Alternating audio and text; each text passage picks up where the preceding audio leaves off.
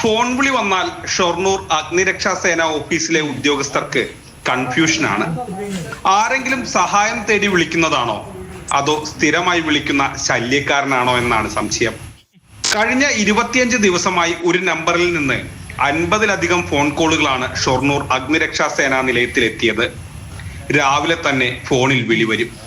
ആദ്യം കുശലാന്വേഷണമായിരുന്നു, പിന്നീട് പരാതികളായി. സർക്കാർ ഉദ്യോഗസ്ഥരല്ലേ, ആ പരാതി ഒന്ന് പരിഹരിച്ചു കൊടുത്തൂടെ എന്ന് ആർക്കും തോന്നരുത്. പുള്ളിയുടെ പരാതികൾ അങ്ങനെ പരിഹരിക്കാൻ കഴിയുന്നതല്ല.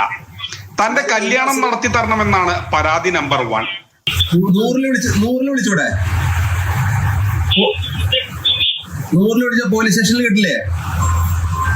നിങ്ങളുടെ തൊട്ടടുത്ത പോലീസ് സ്റ്റേഷനിൽ വിളിച്ചിട്ട് അവിടെ പറയാ നിങ്ങളുടെ പ്രശ്നം എന്താ, വേറെ എന്താ പ്രശ്നം, വീട്ടിൽ എന്തെങ്കിലും പ്രശ്നം ഉണ്ടെങ്കിൽ ആ കാര്യങ്ങൾ അവിടെ പറയണ്ടേ.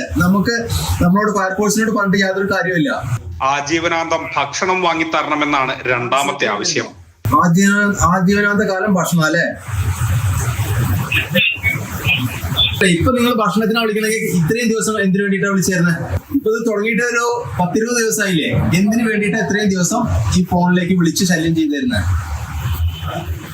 രാത്രി ആയാൽ പിന്നെ വിളിക്കുന്ന ആൾക്ക് ദേശസ്നേഹം മൂക്കും. നിർത്താതെ ദേശീയ ഗാനം പാടും. ഇടയ്ക്ക് ചില രാഷ്ട്രീയ സംശയങ്ങളൊക്കെ ചോദിക്കാനും വിളിക്കാറുണ്ട്. മറുപടി തൃപ്തികരമല്ലെങ്കിൽ ഉദ്യോഗസ്ഥരെ അനാവശ്യം പറയും. ഉദ്യോഗസ്ഥരുടെ തലയിൽ നിന്ന് കിളി പാറുമെന്നർത്ഥം. അപ്പൊ ഏകദേശം 2 ആഴ്ചയിൽ കൂടുതലായി തുടർച്ചയായിട്ട് ഫയർ സ്റ്റേഷനിലേക്ക് ഫോൺ വന്നുകൊണ്ടിരിക്കുകയാണ്.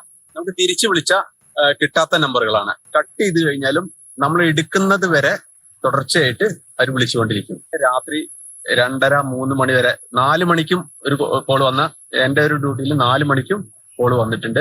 സംഗതി വലിയ പ്രശ്നമാണ്. ഇയാളുടെ ശല്യം കാരണം അത്യാവശ്യ കാര്യത്തിന് ഫയർഫോഴ്സ് സ്റ്റേഷനിലേക്ക് വിളിക്കുന്നവർക്ക് ഉദ്യോഗസ്ഥരെ ലഭ്യമാകില്ല.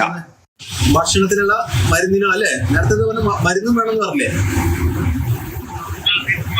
മരുന്ന് എന്താ അസുഖം? എല്ലാ സൗകര്യങ്ങളും പൂർത്തിയാക്കി തരണം. മരുന്ന് എന്തിനാന്ന് പറഞ്ഞില്ല. ഞാൻ മേടിച്ചുകൊണ്ട് വരുമ്പോ അറിയണ്ടേ എന്തിനുള്ള മരുന്നാന്ന് അറിയണ്ടേ? മാനസികത്തിന്റെ മരുന്നോ? കാര്യം കൈവിട്ടു പോയപ്പോൾ ഉദ്യോഗസ്ഥർ പോലീസിൽ പരാതി നൽകി. മണ്ണാർക്കാട് സ്വദേശിയാണ് ഈ ഫോൺ കോളിന് പിന്നിലെന്നാണ് പോലീസിന്റെ പ്രാഥമിക നിഗമനം. ഉടൻ തന്നെ ഫോണിന് പിന്നിലെ ആവലാതിക്കാരന്റെ കയ്യിൽ വിലങ്ങ് വീഴാനും സാധ്യതയുണ്ട്. മാതൃഭൂമി ന്യൂസ്, പാലക്കാട്.